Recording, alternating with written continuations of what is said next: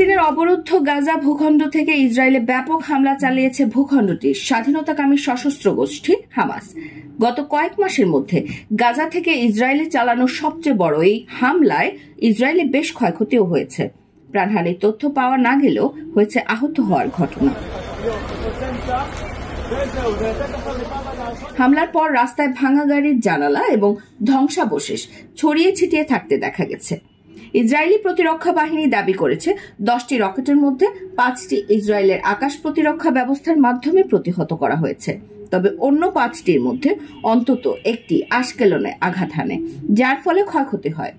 30 বছর বয়সী এক ব্যক্তি হালকা আহত হয়েছেন এবং তাকে শহরের বার্জিলায় হাসপাতালে চিকিৎসার জন্য নিয়ে যাওয়া হয়।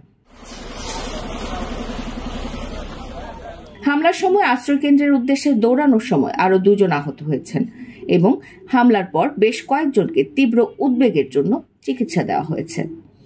এরই জেরে এবার পাল্টা হুঁশিয়ারি দিয়েছেন ইসরায়েলি প্রধানমন্ত্রী বেনিয়ামিন নেতানিয়াহু। হামাসের এই হামলার জবাব কঠোরভাবে দিতে তিনি ইসরায়েলি প্রতিরক্ষা মন্ত্রীকে নির্দেশ দিয়েছেন। হামাস ইসরায়েলের দিকে রকেট নিক্ষেপ করার পর নেতানিয়াহু ওয়াশিংটন ডিসিতে যাওয়ার পথে বিমান থেকেই তার প্রতিরক্ষা মন্ত্রীর সাথে ফোনে কথা বলেছেন। তার অফিসের মতে নেতানিয়াহু এ সময় কাটজকে কঠোরভাবে প্রতিক্রিয়া জানাতে বলেন এবং গাজায় হামাসের বিরুদ্ধে তীব্র সামরিক অভিযান অব্যাহত রাখার নির্দেশ দেন।